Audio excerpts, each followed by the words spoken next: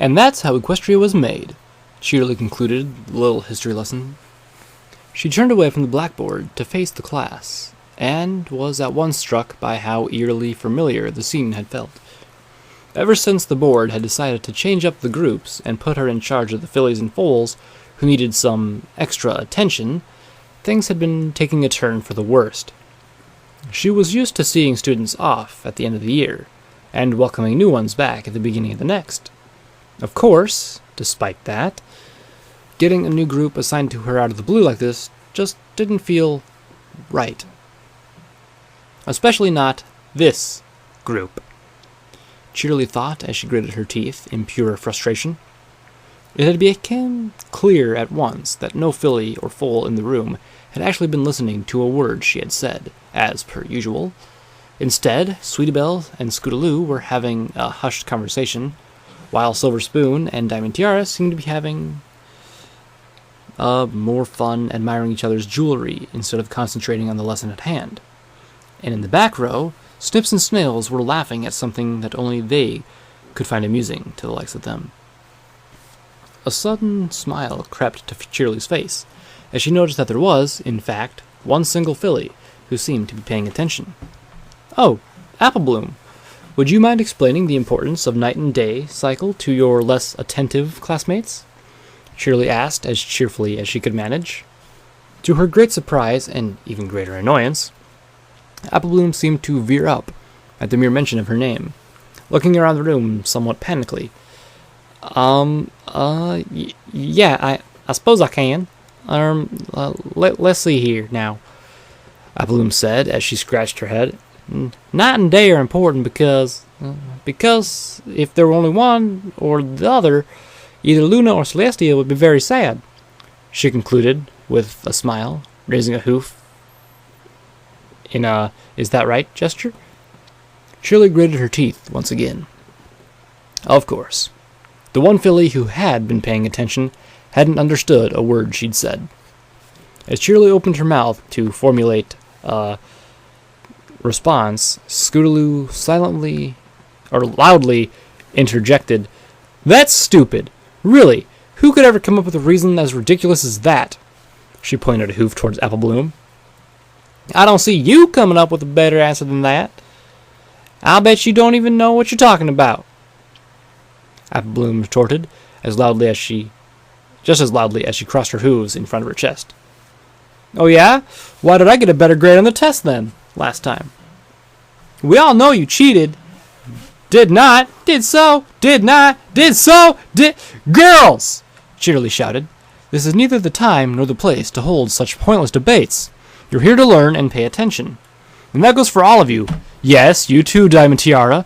Don't look so surprised." She paused for one moment as she met the gaze of every pony and foal in turn, as they were finally quiet for once. "I'd have thought that the topic of today's class would be exceedingly interesting to young ponies like you, who witnessed Princess Luna's return, a major historical event that shed much light on our country's history and origins." "Oh yeah," Apple Bloom chimed in. "She was stuck on the moon for 1,000 years, right?" "The moon?" Scootaloo snorted. "That's impossible. Not even Rainbow Dash could fly that high. Besides, what would she eat for 1,000 years? The moon doesn't exactly look grassy from where I'm standing." At this, Apple Bloom remained uncharacteristically silent as she pondered the question. "She could eat cheese, right? The moon's made of the stuff." Scootaloo rolled her eyes as she planted her own hoof against her forehead. "The moon's not made out of cheese." "Oh, it is so!" "Ahem," came a more sincere voice from behind the two, as Sweetiebelle moved her head closer to the pair. "I'm sorry, Apple Bloom, but I have to agree with Scootaloo here. The moon can't be made out of cheese." At this point, the other fillies and foals had pretty much reverted to their own activities again, as Cheerilee stood softly, bumping her head onto the blackboard, completely at a loss about how, in the hay, she could get through to these ponies. She stopped doing so when she heard Sweetiebelle's calm voice, and her ears rose up as she listened. Perhaps at least one of them has some sense in her yet. "It can't be made out of cheese," Sweetiebelle stated confidently, "because if it was, we would have eaten a huge hole in it by now. Oh yeah, Apple Bloom said, as if comprehension had dawned in her eyes. I suppose that makes sense. No! Cheerilee screamed as she turned around. It does not! It does not make any sense at all! The moon isn't made out of cheese because... you know what? Forget it. Class dismissed. You all have the rest of the day off. Go! She pointed wildly at the door, not trusting herself to keep calm in the company of these impossible foals and fillies for even a moment longer. She thought she might start breaking down if things went on like this. All the foals and fillies in the classroom quickly got up from their desks and nearly galloped for the door. What's up with her? Scootaloo asked as soon as they got out of the classroom. But when they were still within hearing of Cheerilee, Meh, I don't know, Apple Bloom said as she shrugged. They suddenly heard the telltale sound of shattering glass coming from the classroom behind them. They both looked back over their shoulder and looked at each other, shrugging, and continued on their way. Cheerilee paced up and down the length and width of her living room relentlessly. Pieces of shattered wood covered the floor, starting where her table had been and trailing all the way into her kitchen, where you could just make out the rough outline of what had once been the table's legs. Shards of porcelain and hardened clay were sprinkled around, and the place had just generally looked like a hurricane had swept through it. Or two. Cheerilee stopped pacing around for a moment, but only so she could aim a few well-placed kicks at the remaining pieces of furniture in the room. Why? Why can't I get these ponies to behave? She screeched in frustration. And this, in fact, lay at the very center of the issue. Ever since she had earned her cutie mark, she had been able to bring out the best in ponies and watch them blossom, watch them grow. Yet here were a bunch of foals and fillies she'd been working with for over 6 months, and they hadn't learned anything. Not a single thing. It ate at her confidence and kept her up at night. She lay twisting and turning as she wondered if she was losing her edge, if she had lost her gift. She had spent countless hours at the library Twilight Sparkle tended to, under the guise of looking for reading material that might interest her students. When Twilight had noted that she'd been looking mostly at books covering the subject of cutie marks, Cheerilee had told her she was interested in alleviating the concerns 3 of her pupils had, the self-proclaimed cutie mark crusaders. But that wasn't true. The real reason was the one question constantly on Cheerilee's mind. Can a cutie mark be mistaken? Is it possible that I never was good at teaching as I thought I was? That I simply had easy foals and fillies to deal with before?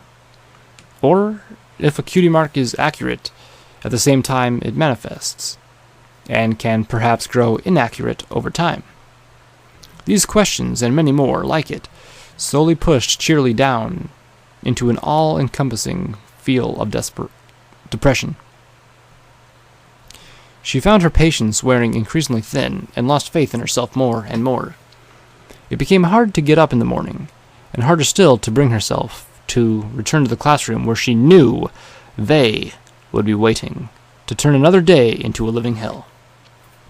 For the last few nights, she had been lying awake in bed, staring up at the ceiling, wondering what it would be like to just let it all go. At times like that, she would sometimes tilt her head to look at the glimmering steel of the knife she had put on her nightstand, just in case she ever found a brief moment of courage and she needed to... Cheerilee walked over to the huge standing mirror in the corner of her living room, which, surprisingly enough, remained intact. She looked at the reflection of her cutie mark in the mirror. Those faces, those smiling faces, seemed to laugh at her, mock her, belittle her, for ever having had the audacity to think that she was good at something, good at anything. No! Cheerilee yelled, as she bucked her hind legs hard at the mirror, her hooves shattering it into 1,000 pieces, which joined the mess on the floor. Cheerilee's eyes twitched slightly as she panted and stared out of her window into her wild, overgrown garden. Normally, it would be neatly trimmed and filled with beautiful flowers, this time of year, but her ever-increasing moments of desperation, depression, and lethargy, not to mention all the trips to the library, she had not been able to tend to her garden as well as she would have liked. Vines and weeds choked the budding flowers she had planted long ago, suffocating them and slowly squeezing the life out of their growth. She stared first at the garden, and then at her cutie mark, then at the garden once more. And suddenly, it became clear to her. It all made sense. It wasn't that she had been a good teacher. Oh no. She had a gift. A great gift. She had always had it, and she hadn't lost it. She would never lose it. But her garden, her class, was overgrown by vines and weeds. Weeds that had to be purged from it if flowers were to ever bloom again. Vines that had to be cut down and pulled out from the root and all, if she were to ever take responsibilities as a teacher seriously. She quietly sat, staring out of her window as night fell, the stars and the moon barely illuminating the darkness enough to see her face. For her to see. She thought about what she would do next, what she could do. She realized the plans she was making were for the best, and would eventually save more lives than they would ruin. But some ponies, most notably the families of the weeds she had identified, might not see it that way. They wouldn't be able to comprehend the truth of the matter, not the way she did. So she needed to be subtle. She needed to be crafty. And yet, something inside of her didn't want all this to go down quietly in the night. She desired a show. She desired a spectacle. She wanted to show every pony in Ponyville, once and for all, what a great teacher she was, and to assure them that she could deal with any problem that might come up during their fillies and foals' education, even if the filly or foal in question was the problem. She struggled with these seemingly contradictory goals for a while, before finally receiving yet another epiphany, another glorious idea.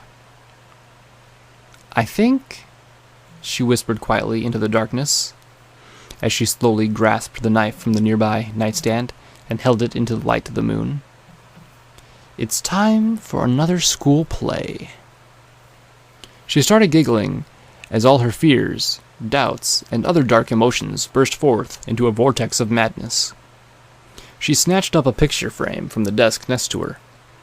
It was a picture it contained had just been taken earlier that month. It was the obligatory teacher with her class photograph they took every year. She took it out of the frame and lit one of the candles in the room, surprised that she still had one that wasn't too broken.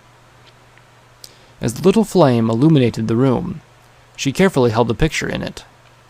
The flame burned brighter and started to consume the picture, licking at the hooves of the foals and fillies whose images had been captured on it. And, for the first time in 6 months, Cheerilee couldn't stop smiling.